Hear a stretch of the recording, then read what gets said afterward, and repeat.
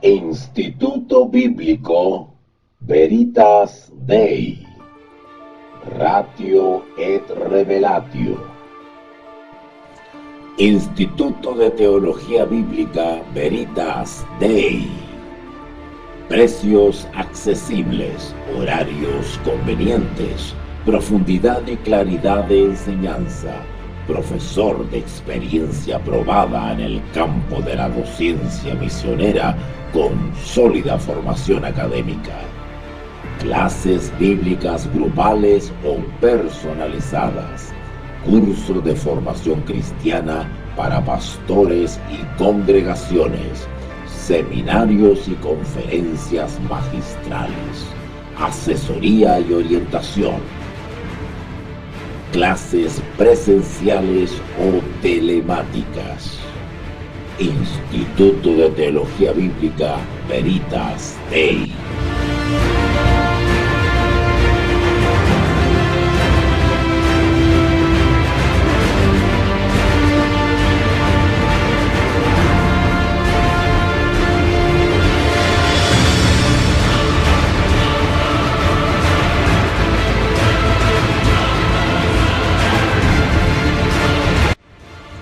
Instituto de Teología Bíblica Veritas Dei.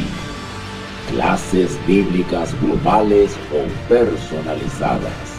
Curso de formación cristiana para pastores y congregaciones. Seminarios y conferencias magistrales. Asesoría y orientación. Clases presenciales o telemáticas. Instituto Bíblico Veritas Dei, Ratio et Revelatio.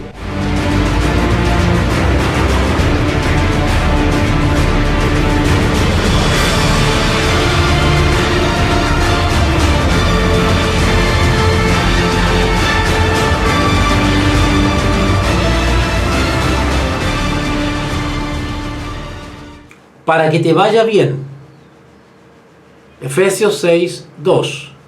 Y seas de larga vida sobre la tierra. Ahora, yo creo que el Señor le dio harta vida a mi abuela. De hecho, cuando estaba en el lecho de muerte, pronunció unas palabras que me llamaron la atención. En un momento de lucidez ella dijo: estoy agradecida de Dios, dijo, porque he podido ver a mis nietos. He podido conocer a mis ascendientes y descendientes. Eso dijo. Ella le daba gracias a Dios por vivir lo que vivió y alcanzar a ver a sus nietos.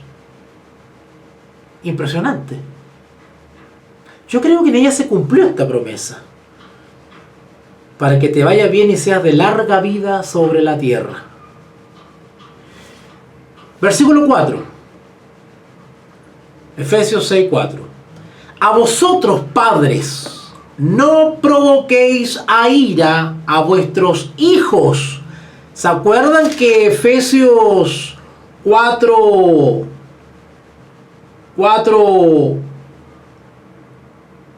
26, Efesios 4, 26 decía: airaos, pero no pequéis.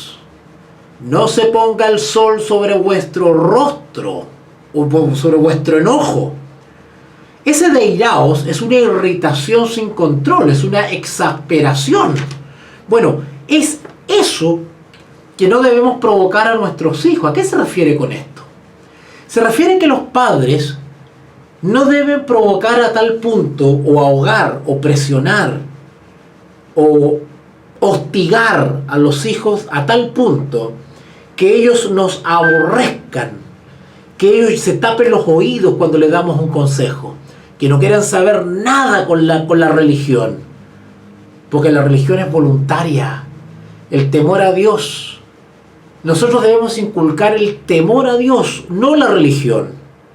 La religión no, pero sí el temor a Dios.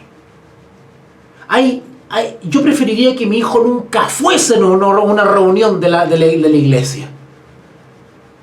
pero cada día él tuviese gozo al escuchar a papá y a mamá hablar del Señor. Hasta antes de dormir escuchar una historia bíblica, contarles un testimonio bíblico. Eso es sembrar temor a Dios en el corazón de los niños. No impongamos una religión, sino el temor a Dios, que son cosas distintas. Las formas de la religión aburren. Al fin y al cabo los niños se alejan de eso. Vosotros, padres, versículo 4, no provoquéis a ira a vuestros hijos, sino criadlos en disciplina y amonestación del Señor. Ayer pensaba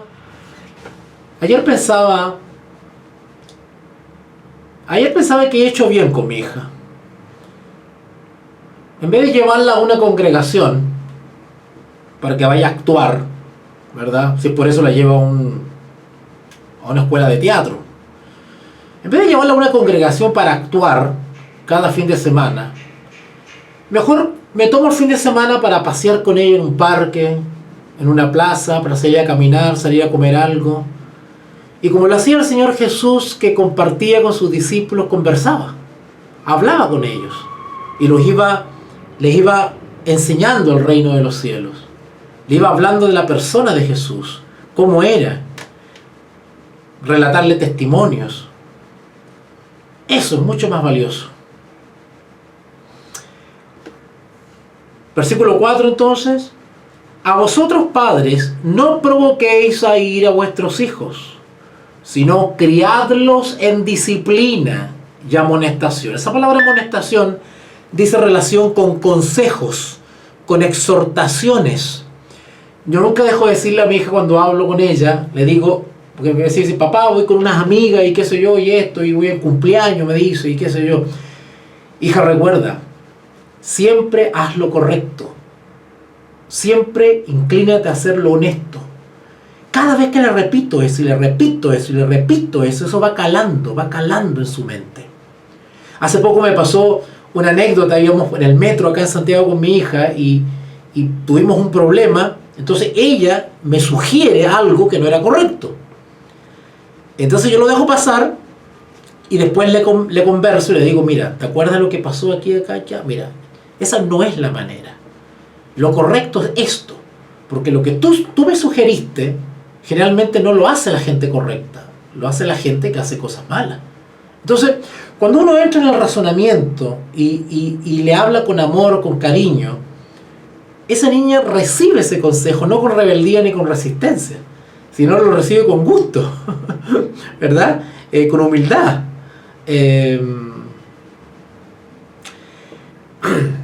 A vosotros, padres, no provoquéis a ira a vuestros hijos, sino criadlos en disciplina y amonestación del Señor. Siervos. Y ahora habló de los hijos, habló de los padres y ahora de los siervos. ¿Quiénes son los siervos? Los siervos son los sirvientes, los siervos son los esclavos. Entre paréntesis, chicos, tenemos que aprender el método de Jesús. Por favor, el método de Jesús. Hoy en día no se aplica ni se enseña el método de Jesús, porque no se quiere imitar a Jesús. Se quiere imitar al evangelista, al pastor reconocido, pero no se quiere imitar a Jesús. Porque es fome. Porque implica crucificar el yo. Porque implica esconderse en Cristo. Y no queremos escondernos en Cristo. Queremos figurar. ¿El método de Jesús cuál era? ¿Cuál es el método de Jesús para enseñar, para educar? ¿Cuál era? Yo no digo que sea malo ir a la sinagoga. Yo digo que es malo. Pero cuando creemos que es la única manera, estamos entrando en prácticas religiosas que le ponen una camisa de fuerza al Espíritu Santo. El Espíritu Santo puede actuar de distintas maneras. Hay una multiforme manera de actuar del Espíritu Santo y no necesariamente tiene que ser dentro de 4 paredes. ¿El Señor Jesús se congregaba? Sí, pero lo hacía al aire libre.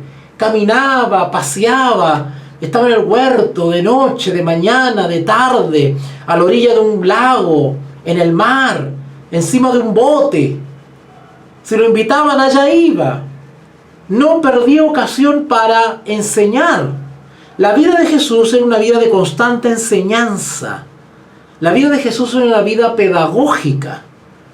Y no hay mejor método para la enseñanza que la convivencia, el convivir, el compartir, el estar en contacto con las personas y hablarles, aconsejarles, orientarlas.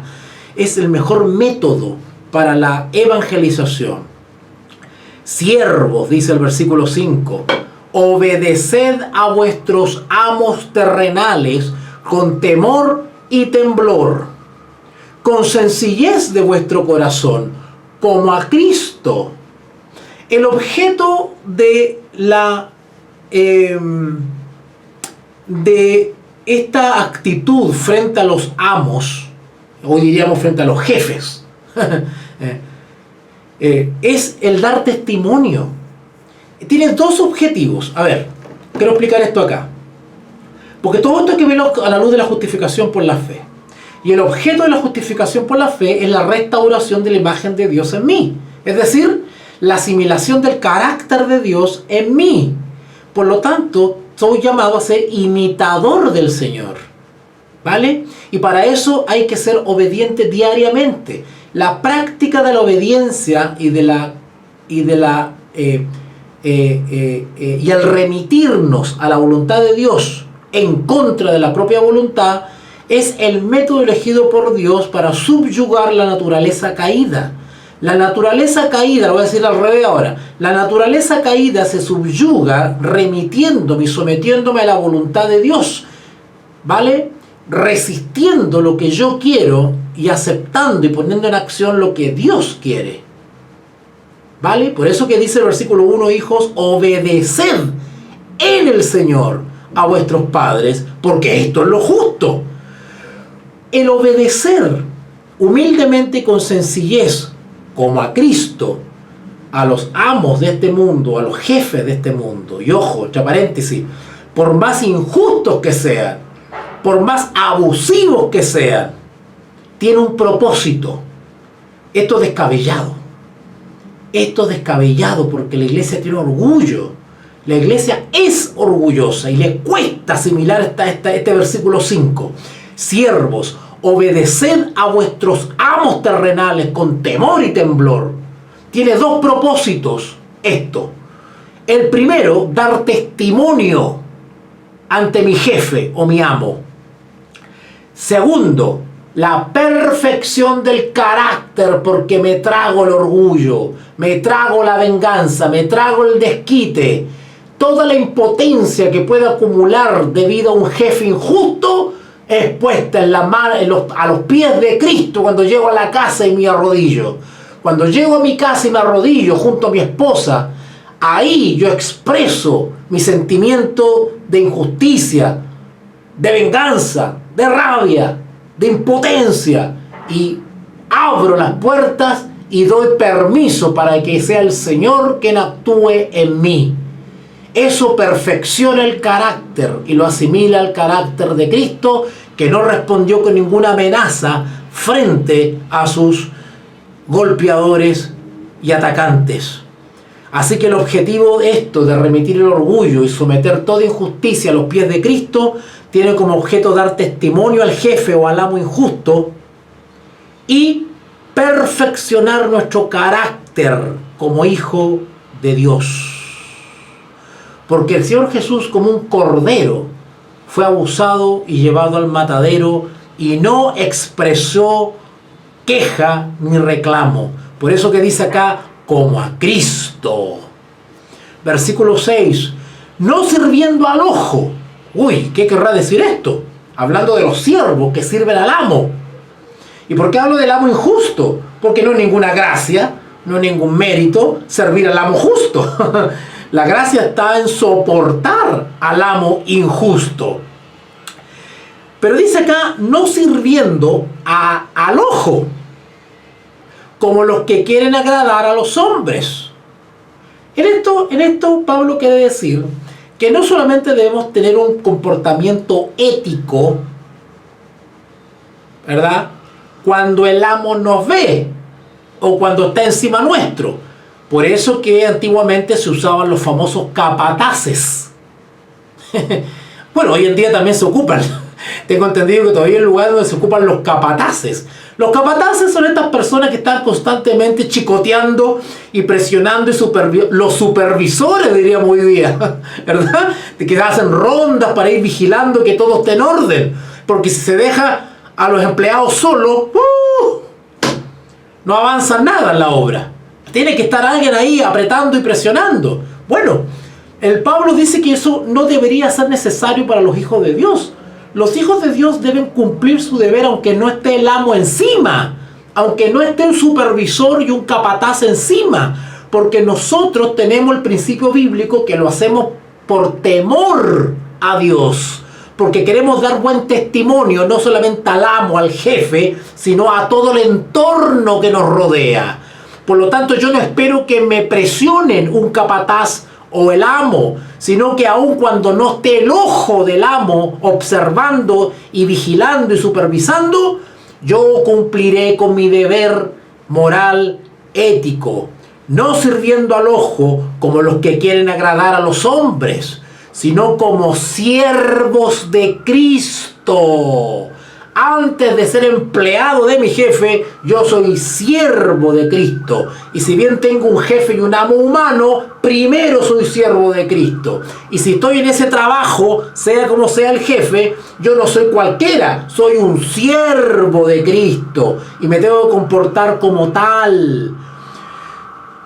Como siervo de Cristo de corazón, haciendo la voluntad de Dios. Sirviendo, noten, sirviendo de buena voluntad, como al Señor y no a los hombres, sabiendo que el bien que cada uno hiciere, es decir, la buena conducta, ese recibirá del Señor, sea siervo o sea libre. ¿Se dan cuenta que nosotros vivimos por la fe? Nosotros no vivimos esperando algo del jefe o del amo. Nuestra recompensa no necesariamente es el sueldo a fin de mes. Nuestra recompensa es lo que el Señor tiene preparado para nosotros. Cuando nosotros vamos al trabajo, hacemos nuestra vida cotidiana, somos como Abraham. Estamos en el trabajo, estamos en la micro, estamos haciendo trámites, pero estamos pensando en la tierra prometida. Estamos pensando en otra recompensa. Eso es vivir por la fe. El justo por la fe vivirá.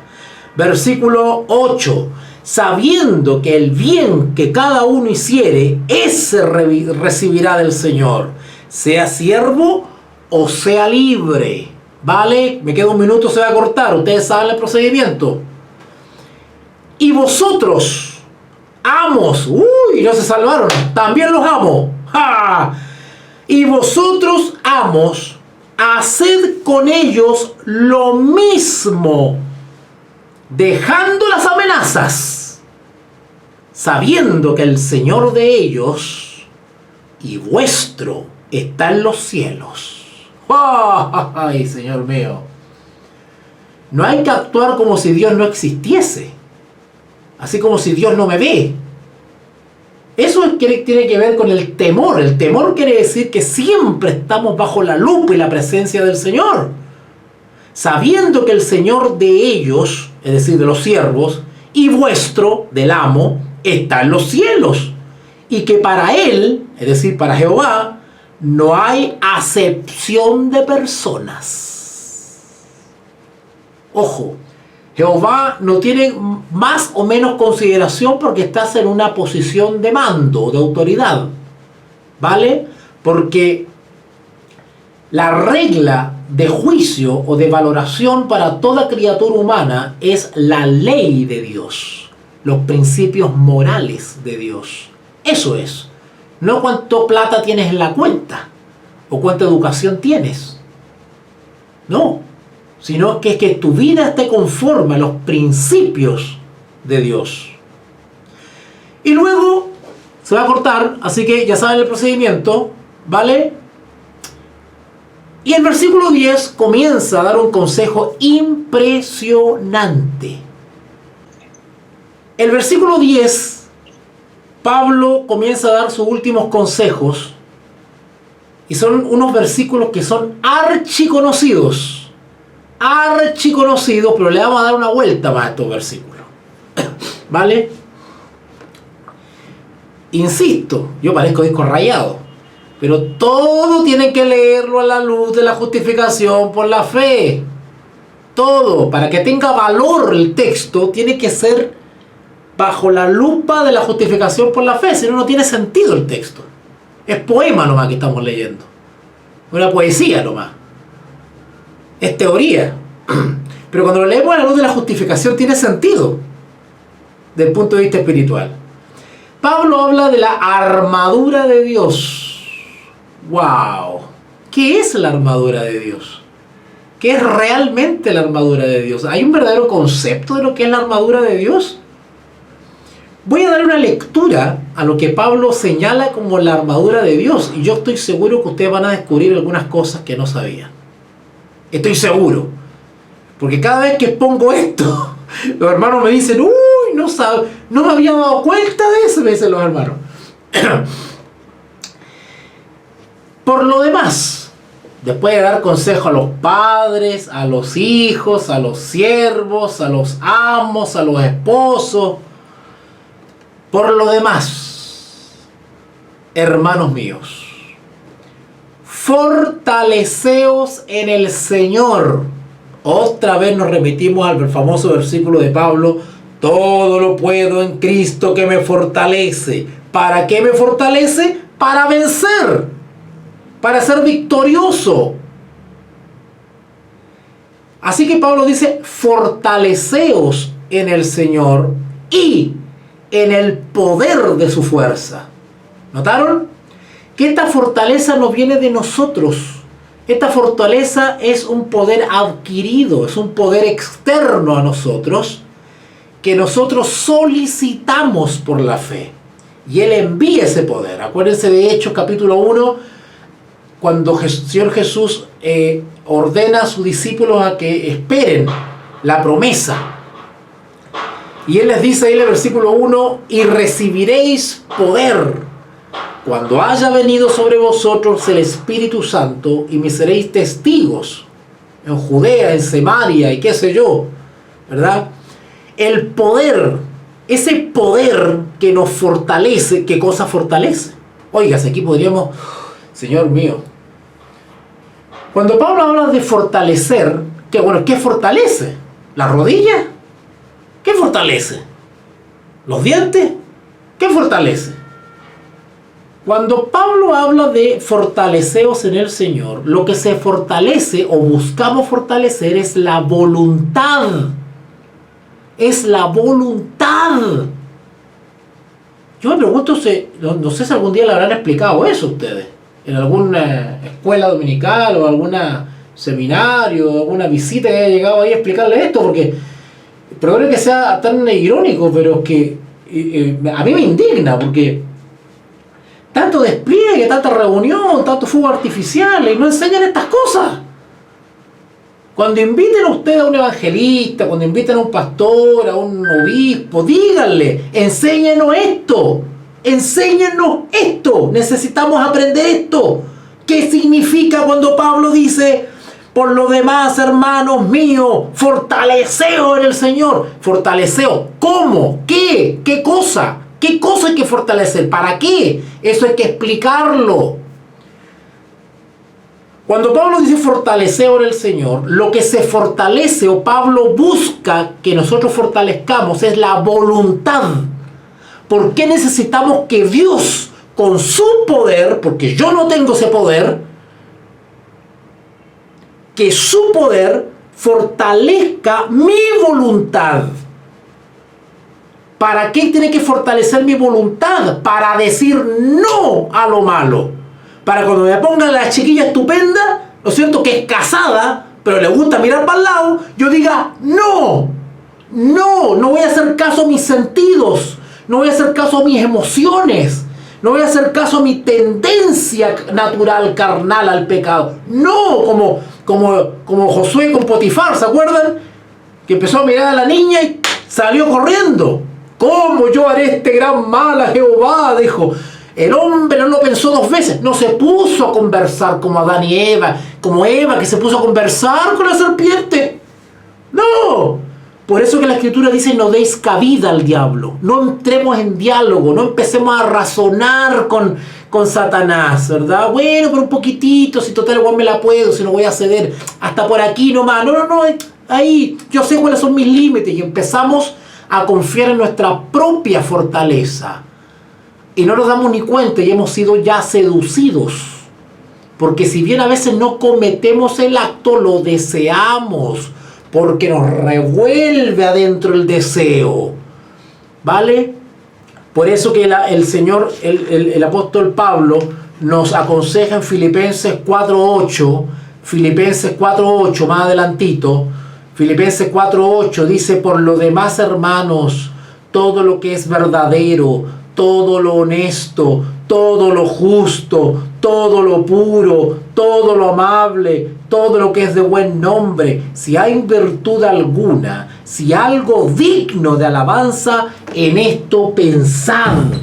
Pensad, porque el origen del pecado está en el pensamiento. Hay que anular primero el pensamiento, no solamente abstenerse de hacer lo malo, porque eso es la forma. Esa es la acción, eso es lo externo. Hay que eliminar el deseo, el pensamiento. Dejar de acariciar, de desear lo que no está conforme a la voluntad de Dios. ¿Qué cosa se fortalece entonces? La voluntad. El único poder que tiene el ser humano es la voluntad de decidir. Y eso tiene que fortalecerlo el Señor. Desde hoy no beberé más. Digo no a la droga, digo no al adulterio, digo no a la mentira. Y el Señor fortalece esa decisión que tomé voluntariamente por temor a Jehová. Y ese poder en mí me lleva a la victoria. Por eso que Pablo dice: todo lo puedo en Cristo, porque Él es el que me fortalece. Por eso tenemos cristianos fracasados que siguen pecando. Y los sinvergüenza, para justificarse, dicen que no se puede dejar de pecar. Porque Cristo era el único perfecto. Es que Cristo era el Hijo de Dios, pues. ¿No es cierto? Pero la Escritura dice que Él no echó mano el ser igual a Dios como a cosas que aferrarse. Él venció estando en mi condición, igual, para demostrarme que sí se puede. Entonces, todos los sinvergüenza que dicen que no se puede vencer el pecado, no entienden el Evangelio. Y están gastando oxígeno en las congregaciones y corrompiendo a otros, ¿verdad? Por eso que tenemos todo lo que tenemos dentro de las congregaciones, pues los embarazos y todas las cositas. ¿Por qué? Porque una canita al aire, total, después lloriqueamos en la reunión, ¿verdad? Y ahí se perdona todo. Así que, pues, lo que se fortalece en el Señor es la voluntad. Eso es lo que se fortalece. ¿Quién actúa en mí fortaleciendo mi voluntad? Una persona. Y esa persona se llama Espíritu Santo. Por eso que mora en mí. Por eso que el Señor Jesús dice en San Juan 14: estará con vosotros, en vosotros y con vosotros todos los días hasta el fin. Él os enseñará todas las cosas. Claro, ¿en qué sentido? El Espíritu Santo habla a nuestra conciencia. Cuando nos enfrentamos al pecado, el Espíritu Santo inmediatamente nos reprende y dice: no es correcto. Sabes que no es correcto. Sabes que no es bueno. Sabes que ese no es el camino. Estás obrando mal. El Espíritu Santo habla a nuestra conciencia. En ese sentido nos habla, nos indica, nos enseña. Y ahí yo echo mano a mi voluntad y le hago caso a la voz de Dios. La voz de Dios es la inquietud del Espíritu, es la voz inaudible del Espíritu Santo en la conciencia. Esa es la voz de Dios. No se confundan. Cuando alguno de estos artistas de por ahí dice: ay, Dios me habló y me dijo, eso es show. Bíblicamente la voz de Dios es el Espíritu Santo hablando a nuestra conciencia, pero no necesariamente es una voz literal que se escucha en el oído. Claro, Dios tiene poder de hacerlo, si quiere hablar, va a hablar, pero no es la manera general que tiene Dios de hablar. Dios habla de dos maneras. Bueno, tiene muchas maneras de hablar. Entendiéndose por hablar, comunicarse, darse a conocer, ¿verdad? Tiene muchas maneras, ¿verdad? Pero del punto de vista de la victoria sobre el pecado y la lucha sobre la naturaleza caída, tiene dos maneras. La primera es hablar a la inteligencia mediante la palabra. Esta es la voz de Dios. ¿Quieres saber lo que Dios quiere para mí? Ahí está. No tengo que esperar, que estoy esperando la respuesta del Señor. ¿Han escuchado ustedes? Estoy esperando que el Señor me hable, que me responda. Acá está todo. ¿Quieres saber lo que Dios quiere de ti? Aquí está. Acá está. Aquí está. No tienes que ir a buscar a ninguna parte, a ninguna bola de cristal. Tienes que ir a buscar qué dice el Señor. Estoy esperando una no sé qué cosa están esperando algunos hermanos. Ahí está la voluntad del Señor. Acá está todo. Todo está. Esa es la voz de Dios. Pero también habla a nuestra conciencia a través del Espíritu Santo, porque es una persona. Esa persona habla, nos indica. ¿Vale? Entonces, cuando el Espíritu Santo habla a nuestra conciencia, yo hago uso de mi poder. ¿Cuál es mi poder? El poder de la voluntad, que ha sido fortalecida por el Señor. Y hoy tomo la decisión de no beber. Y mañana confío otra vez en el Señor. Y tomo la decisión de no beber este segundo día. Y al tercer día sigo confiando en el Señor. Y tomo la decisión de no beber el tercer día. Y así pasan los días y dejo el alcohol. Pero no por mi propio poder, porque mi voluntad está absolutamente esclavizada del alcohol. Ya mi voluntad está tomada por el alcoholismo. El único que puede fortalecer esa voluntad débil y vencida es el poder de Dios. ¿Vale? Versículo 10 entonces, Efesios 6:10, por lo demás, hermanos míos, fortaleceos en el Señor y en el poder de su fuerza. Vestíos. Ya empezamos con esta cosa hermosa. Vestíos de toda la armadura de Dios. Mira, interesante que todo lo justificado por la fe, el justo que por la fe vive, vive con una armadura. No hay ningún justificado por la fe, no hay ningún justo que no tenga armadura. Todos los hijos de Dios deberían tener esta armadura. Vestidos de toda armadura de Dios, para que podáis no tener el objeto de la armadura, para poder estar firme contra las acechanzas del diablo. Las acechanzas son las tentaciones. ¿Vale? Las tentaciones. Ahora, ninguno se aflija porque es tentado. Ojo, la tentación no es pecado. ¿Ok? Diariamente vamos a ser tentados. ¿Ok? La tentación no es pecado. El pecado se consuma cuando efectivamente... el pecado se vuelve pecado cuando efectivamente lo consumo. ¿Vale? Ahí el deseo se encuentra con la acción, con la obra, con el acto. Y se consuma el pecado. Ejemplo de eso lo tenemos en el libro de Santiago. Vamos rapidito para allá. A Santiago. Uy. Miren ustedes si esto se hablara en las iglesias, Señor mío.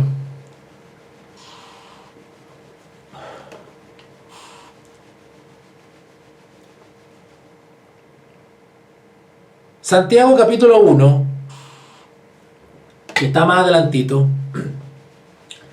Santiago capítulo 1, versículo 12. Santiago está después de Hebreo, acuérdense. Santiago capítulo 1, versículo 12.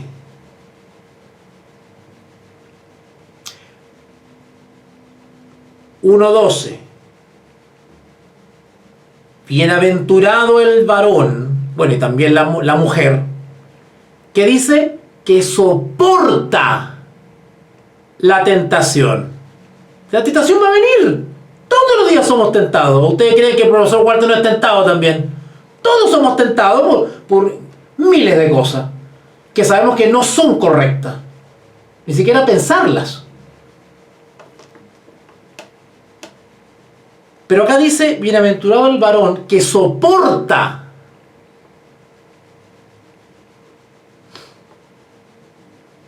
que soporta la tentación. Porque cuando haya resistido la prueba, recibirá la corona de la vida. Claro, esto es una promesa. Recibir la corona de la vida es al fin de nuestros días. Pero en nuestro caminar debemos vivir resistiendo, soportando la tentación que Dios ha prometido a los que le aman. ¿Se da cuenta que uno resiste la tentación por amor al Señor? Acá dice, la corona de la vida que Dios ha prometido a los que le aman. Cuando yo resisto la tentación o soporto la tentación, no cedo a la tentación, es por amor a Jesús. Ahí se prueba cuánto amo a Jesús. Por eso que el Señor Jesús decía, si me amáis, guardad mis mandamientos. Y ahora miren el proceso. Miren el proceso. Cómo uno va cayendo en el pecado. Pero no nos engañemos. Versículo 13. Cuando alguno es tentado, Santiago 1:13, cuando alguno es tentado, no diga que es tentado de parte de Dios. Porque Dios no puede ser tentado por el mal, ni Él tienta a nadie. Dios no nos sugiere que hagamos lo malo. Al contrario, está constantemente aconsejándonos que hagamos lo bueno, ¿verdad? Y en Dios no hay pecado, porque es santo. Por eso que dice acá, no diga que es tentado de parte de Dios, porque Dios no puede ser tentado por el mal, ni Él tienta a nadie. Es decir, no le achaquemos la responsabilidad al Señor. ¿Quién tiene la responsabilidad cuando cede al pecado, a la tentación? Acá dice el 14, más claro que el agua. Sino que cada uno es tentado cuando de su propia concupiscencia quiere decir deseo, su propio deseo es atraído. ¿Por qué? Porque empezamos a acariciar, estamos constantemente pensando en eso, buscando la oportunidad, estamos débiles. Y seducido, o sea, yo mismo me justifico para realizar el acto pecaminoso. Entonces, versículo 15, la concupiscencia, cuando ya ha madurado, ya no aguanto más, ya estoy que corto las winchas, después que ha concebido, es decir, ya se ha planeado, ya se ha decidido en mi interior que quiero hacer eso, da a luz el pecado. Y el pecado, siendo consumado, concretado, da a luz la muerte espiritual. Es decir, ya no estoy bajo la gracia. He caído de la gracia. Ahora estoy bajo la ley. Esto que hemos leído del versículo 13, 14 y 15 toma tiempo. Hay algunos que antes de caer llevan años albergando el deseo. Están en las congregaciones, tienen cargos, son personas respetadas, pero albergan una debilidad. Y pasan los años, y pasan los años, y pasan los años, y caen. Otro es el proceso más rápido. Por eso, como se alberga en la concupiscencia y el deseo, hay que resistir, como dice Santiago. Bienaventurado el que soporta la tentación, porque cuando haya resistido la prueba recibirá. Esto de que cuando haya resistido quiere decir que abandono la pretensión, ¿vale? Me distraigo, ocupo la mente en otra cosa, me enfoco en las cosas del Señor, deseo hacer el bien, fortalezco mi deseo de hacer lo correcto. Ahí está el uso de la voluntad, ¿vale?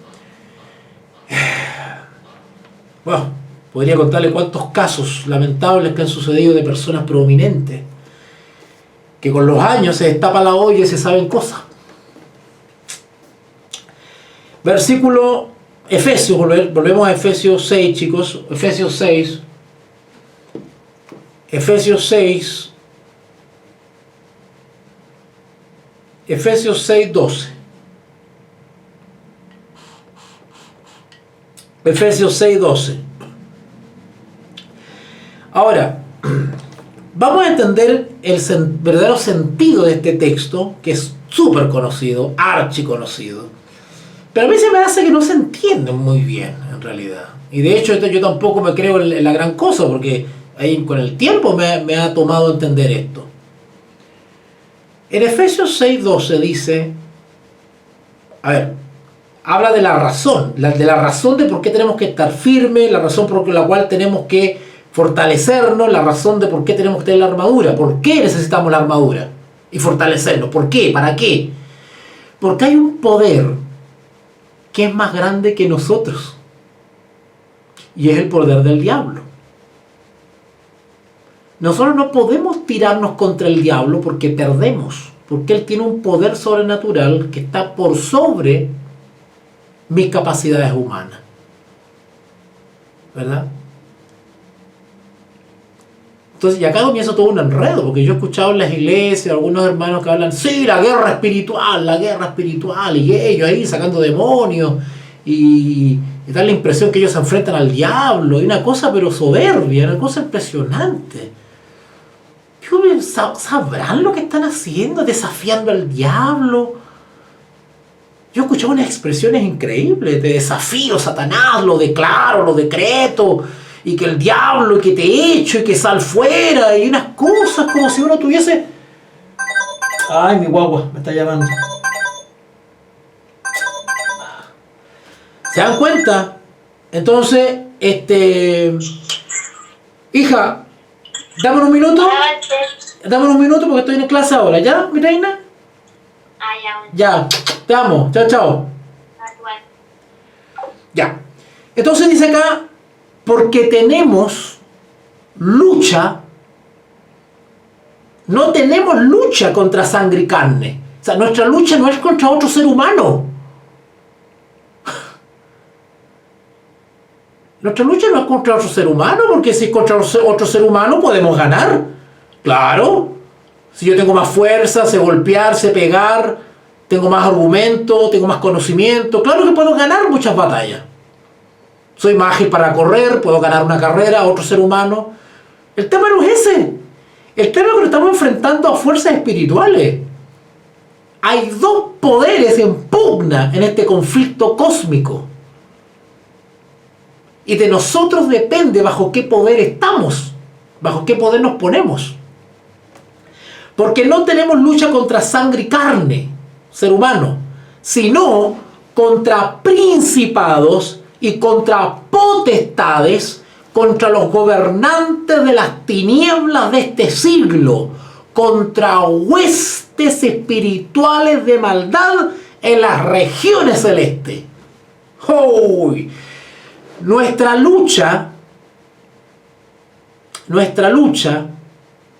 es contra fuerzas espirituales que son más poderosas que nosotros. Por eso no tenemos que actuar con soberbia respecto del pecado. Cuidado con eso.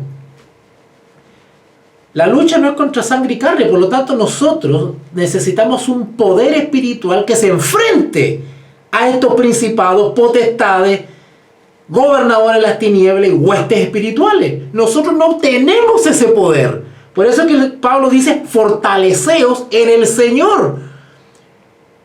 La armadura de Dios es un poder espiritual que nos capacita para enfrentarnos a un poder del cual la única manera de poder vencer es con el poder, un poder espiritual superior a este. Porque, a ver, sin Cristo somos aplastados por estos principados y potestades. Pero en Cristo podemos vencer esos principados y potestades porque el poder de Cristo es superior al del diablo. Por lo tanto, en Cristo somos más que vencedores. Ahora van cobrando sentido esas palabras, ¿se dan cuenta?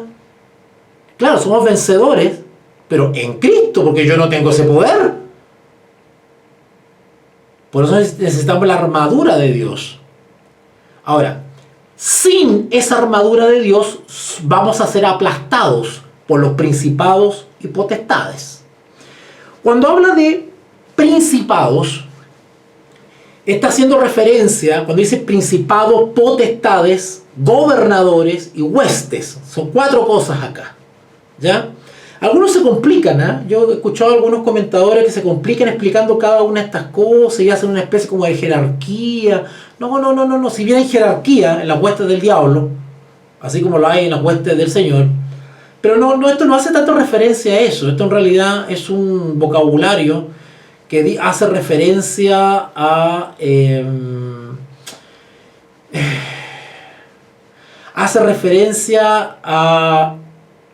pretensiones que tienen las huestes espirituales. A ver, empecemos de atrás para adelante. Al final del versículo 12 dice huestes espirituales. Cuando habla de huestes, está hablando en términos generales a los ángeles caídos. ¿Vale?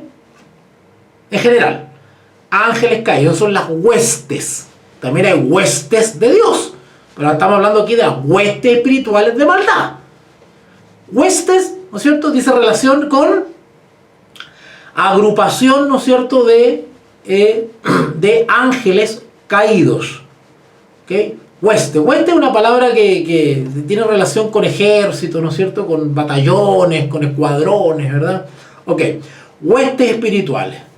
Ahora, si vamos más arribita, dice gobernadores de las tinieblas. Gobernadores simplemente quiere decir que estas huestes espirituales se han posicionado en toda la tierra. ¿Vale? Hay huestes. Y de entre esas huestes hay gobernadores. Gobernador habla de gobiernos. Es decir, que ellos ejercen cierto poder de gobernar, de gobierno, o por lo menos pretenden gobernar. No solamente pretenden gobernar el planeta Tierra, ponerlo bajo su régimen, bajo su dominio, sino que pretenden gobernar la vida de la gente. ¿Vale? La vida de la gente. Y esto implica también las posesiones demoníacas. Cuando hay una posesión demoníaca, es decir, ausencia del Espíritu Santo y presencia de cierta cantidad de ángeles caídos o espíritus de demonios en la persona, bueno, están gobernando a esa persona, en ese sentido, ¿vale? Y cuando un espíritu inmundo gobierna a una persona, toma posesión no solamente de su físico, de su cuerpo, porque el espíritu demonio puede provocar enfermedades, puede provocar manifestaciones físicas, ¿vale? Espuma por la boca, contorsiones que se revuelcan en el piso, que se estiran como chicle, que cambian la voz, que cambian el rostro, la cara. Puede tener efectos físicos la posesión de un demonio. Pero hay posesiones demoníacas que son al revés, que lo que hacen es imitar a la piedad. Y usted ve un hermanito muy santito, muy bonito, y está poseído por demonios. O sea, no necesariamente una posesión demoníaca tiene que ser grotesca. También puede imitar una vida piadosa. Ojo con eso. Ojo con eso. ¿Ok? Pero también el demonio toma posesión de la mente. ¿En qué sentido toma posesión de la mente? En que confunde, ofusca la mente. ¿Vale?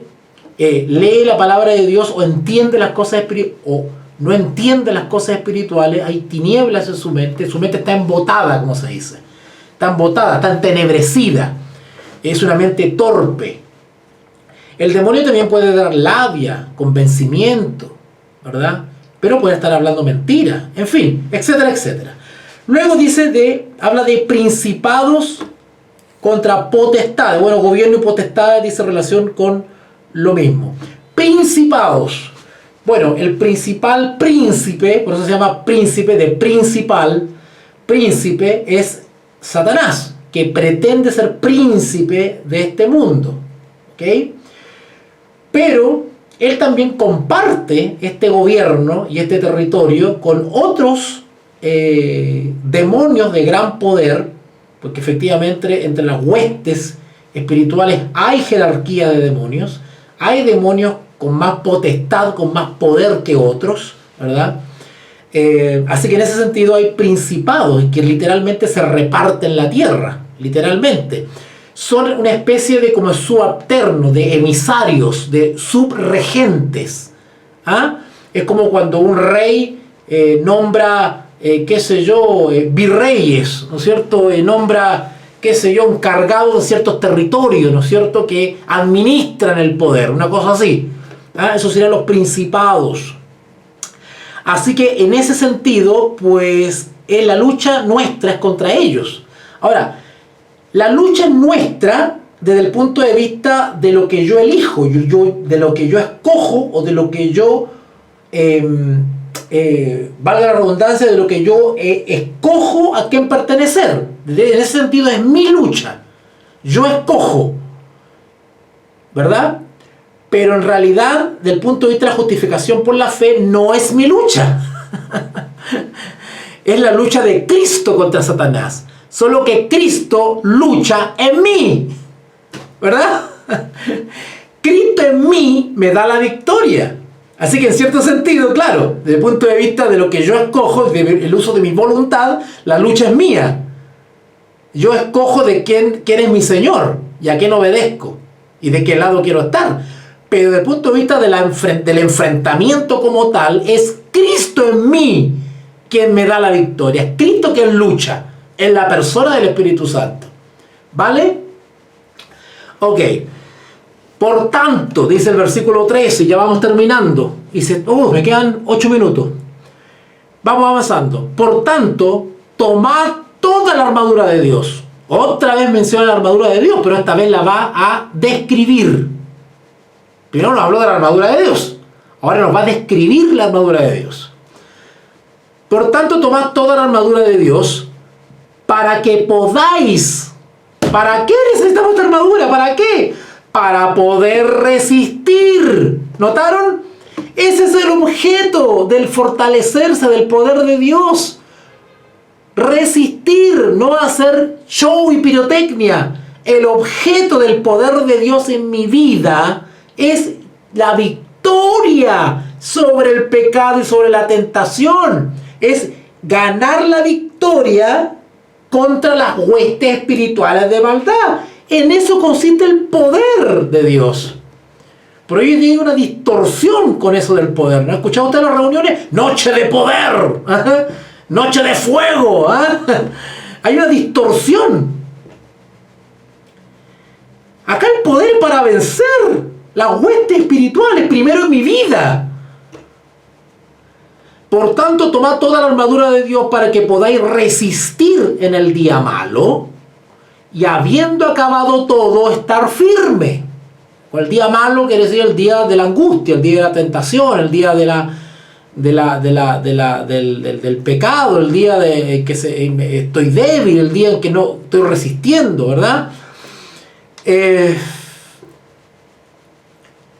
Estad pues firmes, otra vez, repite la palabra firme, ceñidos vuestros lomos con la verdad.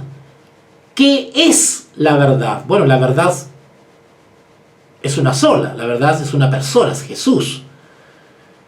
Pero la verdad también es la palabra. Señor, santifícalos en tu verdad. Tu palabra es la verdad, dice el Señor. ¿Vale? Así que los hijos de Dios se fundan o basan su fe en la verdad. ¿Cuál es la verdad? Las palabras reveladas de Dios en la Sagrada Escritura. Esa es la verdad. Y vestíos, simbólicamente, vestíos con la coraza de la justicia. Acuérdense que ya hablamos ya que simbólicamente, ¿qué es esa vestidura? Esa es la vestidura blanca, pura, sin pecado de Cristo, que nos imputa, nos atribuye cuando pedimos su justicia.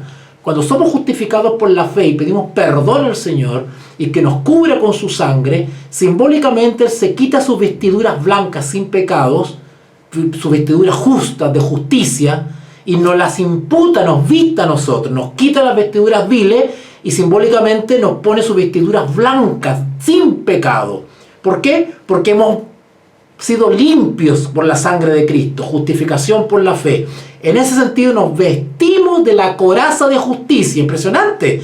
La justicia de Cristo, la vida justa de Cristo imputada en nosotros es la coraza. Justificación por la fe, ahí está la coraza. y calzados los pies con el apresto del Evangelio de la paz. Aquí hablando, por supuesto, de la palabra del Evangelio. ¿Ok? 4 minutos me quedan.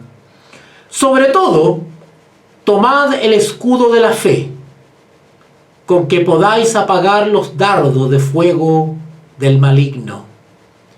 Y tomad el yelmo, el casco de la salvación, y la espada del Espíritu Santo, el Espíritu, que es la palabra de Dios. ¿Ok? Orando en todo tiempo, con toda oración y súplica en el Espíritu, y velando en ello, con toda perseverancia y súplica. ¿Se dan cuenta que para vencer hay que ser perseverante? No hay que relajarse. Cuando uno se relaja es porque está confiando en sus propias fuerzas. El que confía en la gracia de Cristo y cumple las palabras, el justo vivirá por la fe. El justo vive dependiendo de la gracia de Cristo. No se confía, no se relaja. Por eso que dice acá el 18, orando en todo tiempo con oración y súplica en el Espíritu, y velando, vigilando en ello con toda perseverancia y súplica por todos los santos, no solamente por nosotros, sino también por el resto de los hermanos. Hay que pedir también que sean fortalecidos. ¿Ok?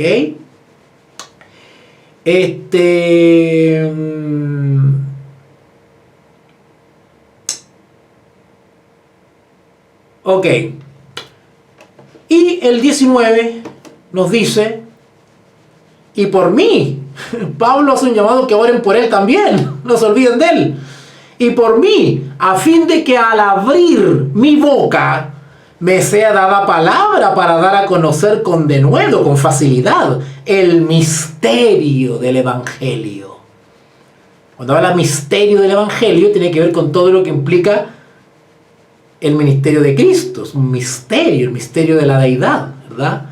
Así que Pablo solicita a los hermanos que oren por él, para que Dios le siga dando, ¿no es cierto?, esa habilidad para abrir ante los demás el misterio del Evangelio, por el cual soy embajador en cadenas. Pablo haciendo referencia a sus prisiones, que con denuedo, es decir, con facilidad, con energía, hable de él, de Jesús, como debo hablar. Como debo hablar dice relación con su misión, con su llamado, para que también vosotros sepáis mis asuntos y lo que hago. Todo os lo haré saber, todo os lo hará saber Tíquico. Tíquico era un misionero que colaboraba con Pablo. Pablo le daba los recados, las cartitas que escribía, y Tíquico se encargaba de ir a las iglesias a repartir y llevar los recados de Pablo. Por eso que dice acá, para que también vosotros sepáis mis asuntos y lo que hago. Pablo se encargaba de enviar a estos misioneros para mantener al día en las noticias sobre lo que estaba sucediendo en su ministerio. Tíquico, hermano amado y fiel ministro en el Señor, el cual envié a vosotros para esto mismo, para que sepáis lo tocante a nosotros y que consuele vuestros corazones. Paz sea a los hermanos y amor con fe de Dios Padre y del Señor Jesucristo. La gracia sea con todos los que aman a nuestro Señor Jesucristo con amor inefable. Amén.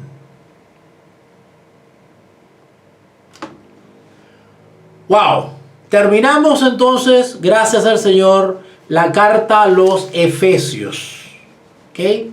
Se pueden hablar mucho más detalle y complementar cada texto con más textos bíblicos de otras partes de la Escritura, pero eso sería para otra ocasión, ¿verdad? Porque si no nos extenderíamos mucho, pero a grueso modo hemos dado un análisis texto a texto, digamos, de lo que es la carta del apóstol Pablo a los Efesios.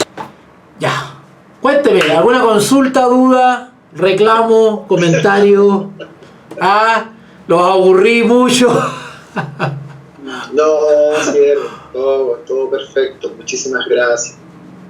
Muchas gracias, profesor, por su enseñanza, por la paciencia que tiene de poder enseñarnos la revelación en realidad hemos aprendido muchas cosas, se nos ha abierto mucho la inteligencia, el entendimiento, Sí, estamos viendo de otra manera, de otra forma, así que nosotros agradecidos, porque, bueno, le damos gracias al Señor de que usted haya llegado a nuestras vidas, porque, bueno, Dios ya nos había hablado eso, había dicho que venía un maestro a nuestras vidas. Amén. Y qué bonito. Qué bonito testimonio. Usted, sí, ya el Señor nos había hablado por intermedio de un instrumento que llegaba, que iba a venir un maestro a nuestra vida a enseñarnos muchas cosas. Entonces nosotros estamos aprendiendo mucho, estamos muy agradecidos porque sabemos que Dios lo mandó a nuestras vidas. Amén. Y con ansias de seguir aprendiendo cada día más porque es otra visión, otro punto de vista de poder ver las cosas. Entonces, ¿cómo no darle gracias al Señor por todas las cosas que Él ha ido haciendo Él en nuestra vida? Amén. Así que bueno, en algún momento ya lo tendremos aquí, así que prepárese porque lo vamos a imprimir. Lo vamos a imprimir en preguntas. No, y para que podamos disfrutar también, y podamos salir y pueda conocer acá estos lugares. Así que se le agradece, profesor, siervo del Señor. Muchas gracias por todo. A ustedes. Le damos las gracias, señor, profesor, por la vocación que tiene, la paciencia que tiene y lo más hermoso, la claridad que tiene para exhortar. Y todo también basado bíblicamente. Sería hermoso que hubieran también cabezas, siervos, obispos que se dejaran un poco enseñar. Exacto. Porque hay muchas enseñanzas que ellos las aprendieron por maestros también que no tenían otra forma. Incluso yo conversé con un teólogo que tiene otra forma de enseñanza que incluso me llegó a decir que había cosas que eran mitos. Claro. Mitos, fábulas, o parábolas, incluso en el Antiguo Testamento. Entonces, igual uno lo deja que pensar porque la palabra es clara. Y mayor así, si uno, imagínense que yo no tengo tanto conocimiento, pero uno analiza un poco con la ciencia, ¿verdad? La profecía y todo se está cumpliendo al pie de la letra, lo que pasa en el río Éufrates, lo que está pasando con Israel, lo que está pasando hoy día en el mundo entero, y que la profecía bíblica es el reloj profético de la venida del Señor. Entonces nos sentimos gozosos que en este tiempo estemos aprendiendo correctamente la Escritura. Amén. Eso es lo más hermoso, y también nosotros también enseñárselas también a la hermandad, porque lamentablemente la religiosidad ha envuelto mucho lo que es la verdad de la palabra. Pero estamos muy agradecidos. Instituto Bíblico Veritas Dei, Ratio et Revelatio. Instituto de Teología Bíblica Veritas Dei.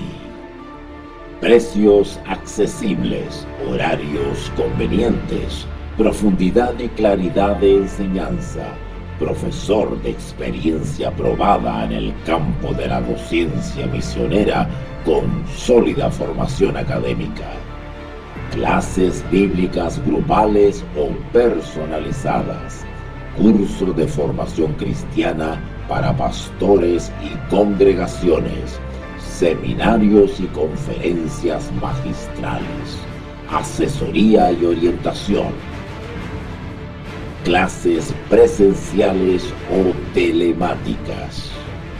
Instituto de Teología Bíblica Veritas Dei.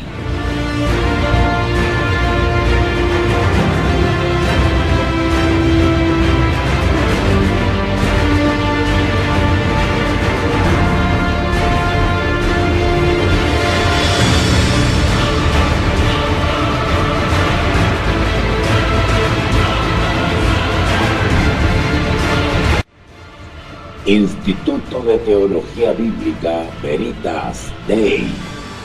Clases bíblicas grupales o personalizadas. Curso de formación cristiana para pastores y congregaciones. Seminarios y conferencias magistrales. Asesoría y orientación.